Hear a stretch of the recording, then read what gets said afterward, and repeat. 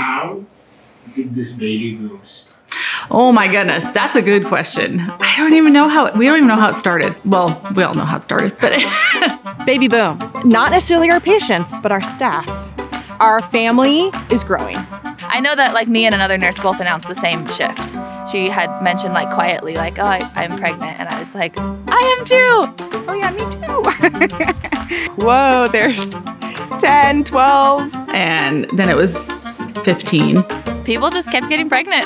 I think when Courtney was going to deliver in January, we started making the board, and then just more names came up on the board. For a while, it was a pattern of, girl, boy. Like we kind of kept it in order. I'm not sure if we're still on an order or not. I think I was like the third or fourth one. It was weird to see my name like at the top of the list and then be like, there's 2 others before me. And then I was like, oh shoot, I'm next. Who's next? So I'm kind of toward the end of the baby boom, actually. And I think it's just been fun to go through this season together. Many moms sharing this joy together. With the exception of some doctors and a tech or a floor full of women. And that could go either way. But it's absolutely amazing. It's a family at Holy Family. I first felt him move at work. The first person to feel my son move was a fellow nurse. One day I was at work and one of my coworkers was like, I'm so nauseous. And I was like, girl, I got some C-bands in there. Like, let me hook you up. I was circulating a C-section, and I was contracting like crazy with her, and I was like, I need to get tapped out, and people will just run and tap you out.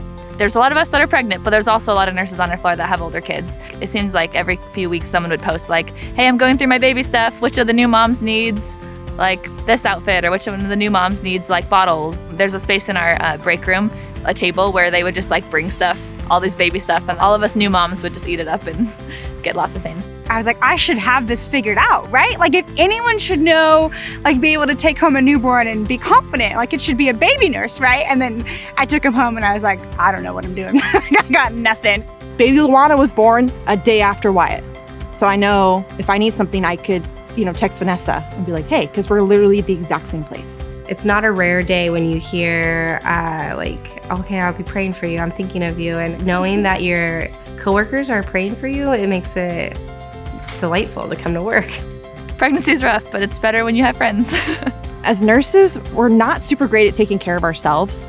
We're really good at taking care of other people. So then having it flipped and having your coworkers go, what can I do for you? How can I make this better? Just little things.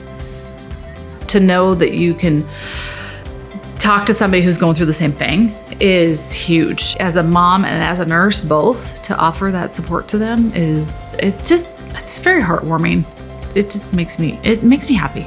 It makes me love what I do even more. E1. Miss.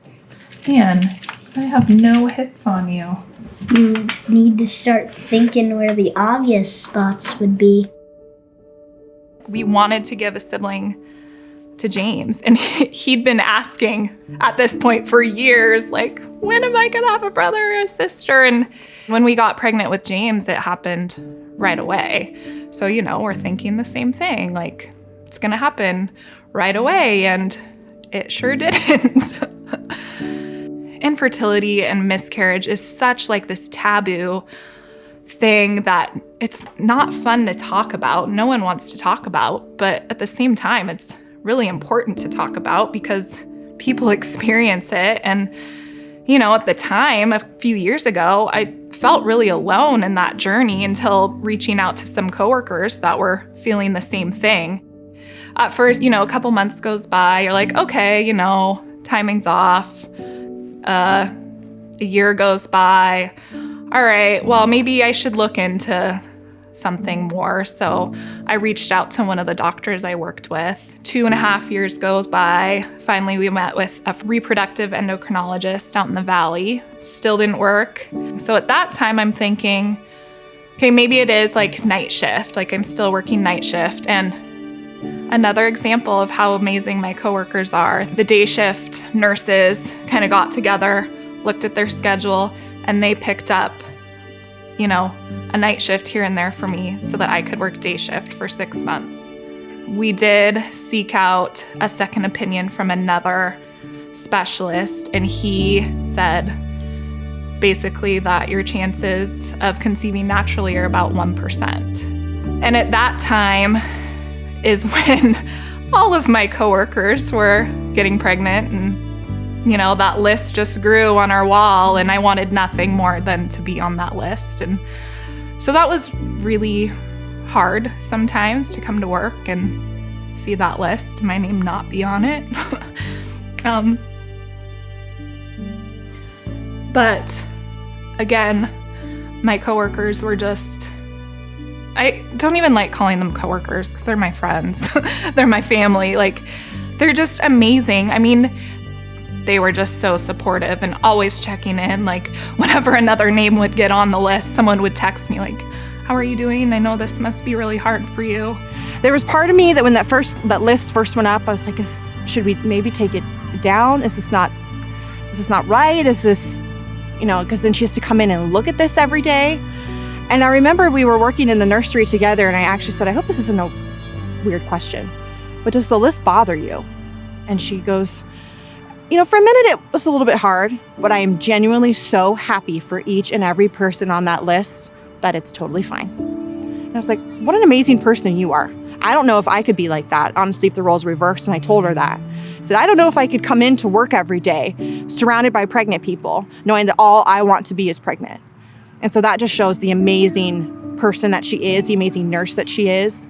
I do feel like when I found out I was pregnant with this baby, and I was struggling personally because it was a surprise to me, she was still so excited and offering me a real and heartfelt perspective. I know many of us have been praying for her and wanting her to have a baby.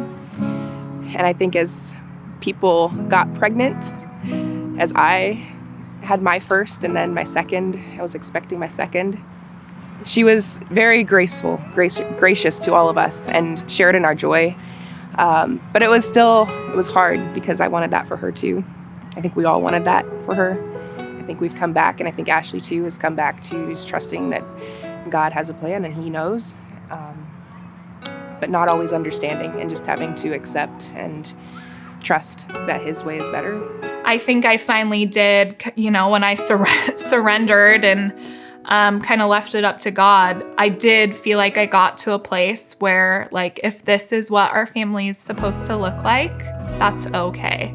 And we have this amazing 7.5-year-old that we can spoil rotten the rest of his life. No. Literally, a couple weeks later, I found out I was pregnant. Naturally, without anything. What is going, there's no way. I found out on Wednesday. Thursday, I worked. I'm like, Eric, there is no way I cannot tell my coworkers. As soon as they see me, they're gonna know something's up with me. What was that response? I have it on video, actually. Really? Yeah. So up on the board in our report room, it says Prego Club. And you can see the long list. I think there was about 14 of us, 13 at that point.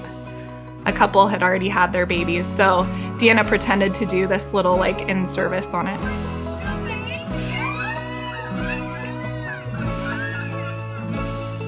I'm genuinely so happy for her because she's an amazing person, an amazing nurse, an amazing mom, and some other baby is now blessed with her as their mother.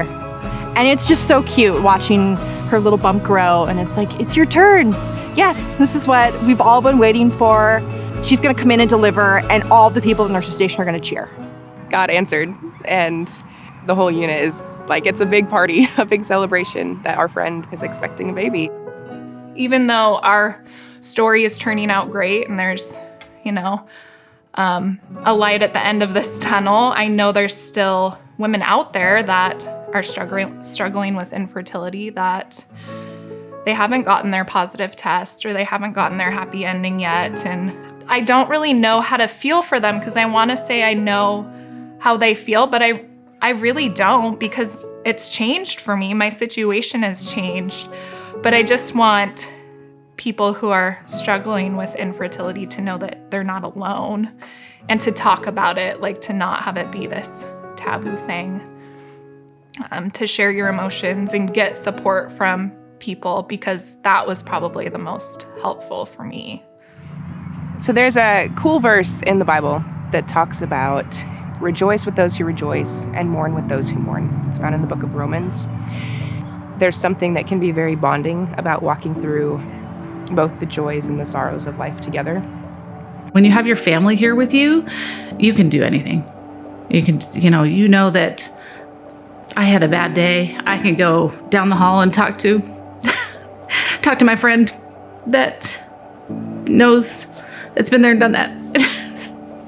Sorry. Try not to get emotional, but I love what I do. So don't videotape that. Nursing's hard. Nursing is a really hard field. We see some really hard things. Not every day is going to be happy and joyous and great. And motherhood may not be the easiest thing, and sometimes you want to rip your hair out. But I'm blessed to be able to do it. And then I'm blessed to be able to give the love that I can to the people that maybe didn't get that opportunity or it was taken from them. I love it. Like, it is so much fun.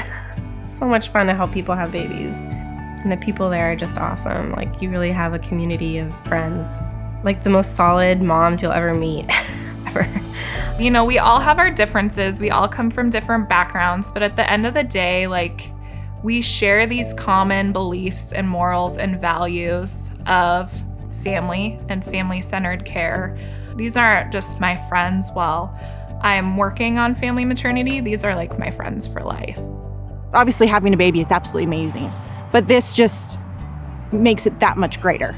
You know, just sharing God's love for all, no matter our background, no matter what we look like, no matter how we live. I see the compassion and the way my coworkers and friends care for me and my other coworkers and friends, and then the way they're caring for that patient and their patients, and it just kind of overflows and has this trickle-down effect. And same with like the way our management cares for us too. It's important to, continue to have that positive work environment. At the end of the day, we have each other's backs. We're there for our unit. We're there for our patients as well. I'm just thankful to work where I work. The culture is here way before me. It's been here. I think it's in the blood of this hospital. Special doesn't even seem like the right word. I can't even think of the right word. Outstanding, impressive, I don't even know. It's just unique. It's something that I say, Holy Family Maternity Center is Spokane's best kept secret. I don't want it to be a secret anymore. I want everybody to know how amazing it is here. I think that's probably the most thing I want to say is we want to share what we have with you if that's what you want. And we're here to do it.